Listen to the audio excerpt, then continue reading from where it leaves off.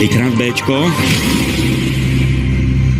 Japonsko si potrpí na uľahčovanie života pre ľudí so zdravotným postihnutím. Pozrite sa na obrázok. Nápis v brajlovom písme nájdete takmer na každej plechovke. Bráni to zámene s inými produktmi, napríklad s čistiacimi prostriedkami. Takže správne bolo Ačko v tejto chvíli. Má to tak 70 študentov.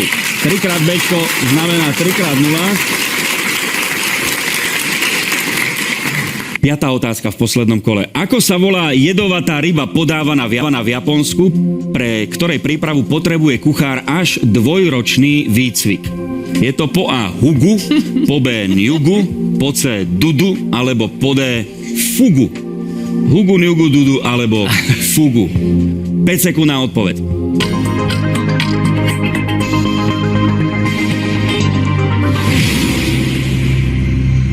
Peter a Dušan to uhádli. Je to fugu, aj sme o tom počuli, jeden Kolombov prípad bol o tom dokonca. A výcvik ukončený prísnou záverečnou skúškou zvládne, predstavte si, v Japonsku len 35% uchádzačov. Betka, povedz nám prosím ťa, čo je presne ryba fugu? Ryba fugu, známa aj ako nafukovacia ryba, je japonská delikatesa. Zároveň je jednou z najnebezpečnejších potravín na svete. Obsahuje tetrodotoxín, silný neurotoxín, ktorý môže byť smrteľný, ak nie je správne odstránený počas prípravy. Takže Peťo s Dušanom za 2 body a rovnako tak 112 študentov v našom hľadisku, vyše polovica správnych odpovedí. Fugu radšej nebudeme loviť, za to vo vode zostávame. Takto to môže dopadnúť, ak sa vám podarí zachrániť osirelé vidrie mláďa.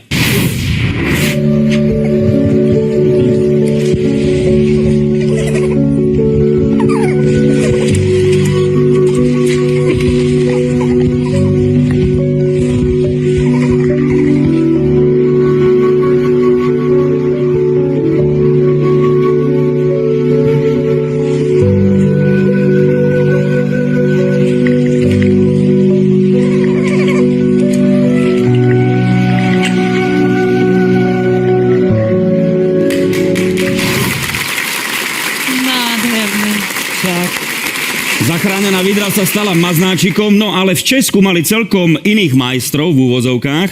Čo mala česká vláda ako stavebných inžinierov? Po A mravce, po B pavúky, po C lastovičky alebo po D bobry. Ktoré zvieratá pomohli českej vláde? Skúste sa nad tým zamyslieť. 5 sekúnd na odpoveď. Mravce, pavúky, lastovičky alebo bobry. 3 rôzne možnosti. Mravce, tu vidíme lastovičky, ale boli to bobry. V Česku postavili hrádzu ešte skôr, ako úrady stihli rozhodnúť o plánovanom projekte a tým pádom ušetrili štátu 1 milión aj 200 000 eur. Dčko za 2 body pre Petra a pre 76% študentov. Si šiel na to veľmi logicky. No.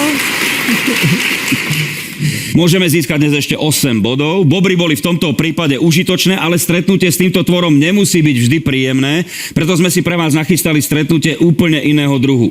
S kým sa stretne človek, ktorý sa chce dozvedieť o svete transhumancie?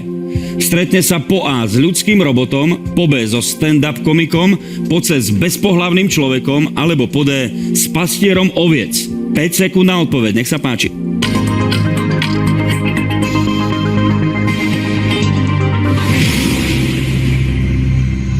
Správnou odpoveďou by vlastne mohol byť pastier akéhokoľvek hospodárskeho zvieraťa. Dčko bolo za 2 body. Transhumancia je totiž tradičný spôsob presunu zvierat medzi letnými a zimnými pastvinami.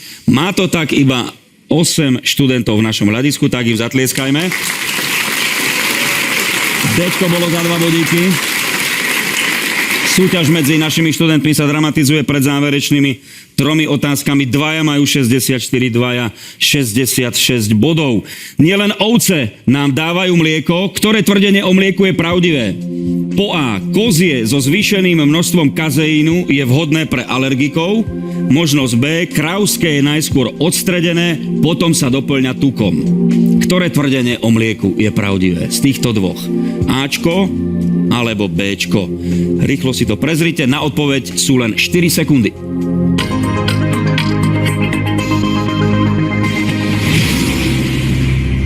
V V možnosti A bol maličký chyták. Kozie mlieko skutočne je vhodné pre alergikov, ale práve pre zanedbateľné množstvo toho kazeínu. V krávskom mlieku sa naopak táto bielkovina nachádza vo veľkom množstve. Pri odstredení krávskeho mlieka nám vznikne smotana, teda tuk a odtučnené mlieko. Bčko za 2 body Aniko, Dušan a 65 študentov.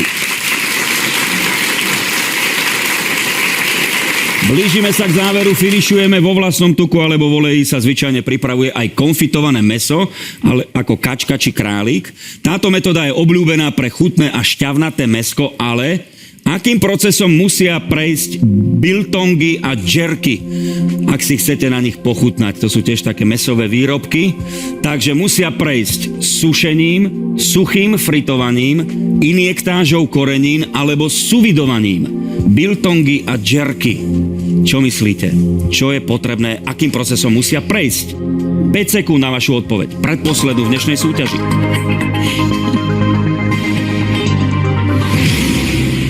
Všetci traja by ste suvidovali, rovnako s vami, aj takmer 30 študentov. No, správnu odpoveď má 63% študentských hráčov. Jerky sa najskôr nakrája, namarinuje a následne suší pri približne 60 stupňoch Celzia od 6 do 12 hodín. Túto metódu poznali už Indiáni, aj starí Egypťania. No a ako sa vyrába sushi juhoafrický biltong, ďalšia pochúťka, na to sa pozrieme vo videu.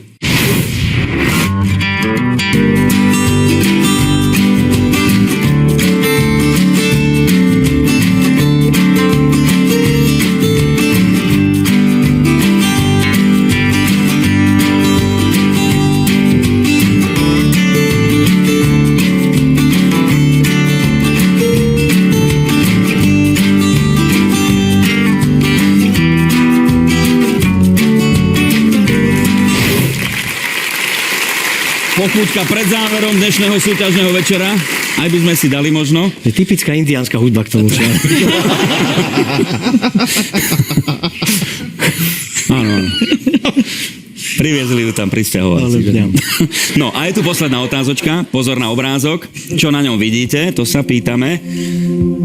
Možnosti, pozrime sa na ne, sú 3. Bude to peruánsky policajt v prestrojení, brazílsky primátor počas predvolebnej kampane, alebo je to promokampaň na sieť reštaurácií Hlodavcov. Posledné 4 sekundy. Čo ja viem? No daj niečo.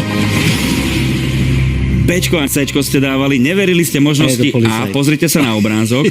Tam môžeme vidieť šéfa oddielu Grupoterna, ktorý je známy svojím maskovaním. Práve sa mu podarilo zadržať podozrivého drogového dílera s 1700 balíčkami kokainu a marihuany. Tak to bola správna odpoveď. To Ačko. A má to tak koľko? To je jedna, čo stála vedľa neho? Áno, to bola dílerka. Áno. 58 študentov zabudovalo na konci. Ja som dala primátora v prestrojení. No, ako sa vám nezralo? Fantasticky. Peťo? Geniálne. A už Úžasná končíme? atmosféra. Už končíme. Naozaj. Už končíme. A to rýchlo uplynulo. Dušan? Ja som si to celkom užil, akože fajn. Aj keď som sa niekedy cítil dosť blbý, ale... Ale nie, to... Pri Každý z tých nás typovačkách to bolo tak. Nie, je to úžasné. Je úžasné sa niečo dozvedieť nové a... Presne. Ja si myslím, že to Napríklad ten policajt. Úplný koniec to bola. To ma posunulo že buď v strehu ďalej. vždy a všade. To bola dezertná bodka. Áno, výborné. Betka, teba sa opýtame, čo teba najviac zaujalo v dnešnom, čo ja viem. Kvízové otázky boli naozaj pestré. Najviac ma zaujal fakt o červených telefónnych búdkach vyrábaných na Slovensku. Je fascinujúce, ako sa kúsok našej krajiny dostal do Londýna. Tiež ma pobavil príbeh o českých bobroch, ktorí bez povolenia stavali a ušetrili štátu veľa peňazí. Zatlieskame Betke, ďakujeme za dnešnú spoluprácu a tešíme sa na ďalšiu. No a poďme si to vyhodnotiť, ako to dopadlo v hre našich 3 súťažiacich. Pripomíname, 2 tu mali svoju premiéru v súťažnej arene, čo ja viem, na našom pódiu pre hostí. Kto obsadil 3. miesto? A s koľkými bodmi? Aniko má 24 správnych odpovedí a 48 bodov. Ďakujeme pekne. Aj za pozitívnu energiu, ktorú si sem v tom saganovskom drese priniesla. Ďakujem. Ďakujeme pekne. No, kto je na druhej pozícii? Ako dopadol tento súboj? A s koľkými bodmi? 50 bodov získal Peter Batáni. Bravo, No a tým pádom premiéru na víťazstvo premieňa Dušan Cinkota. Koľko získal?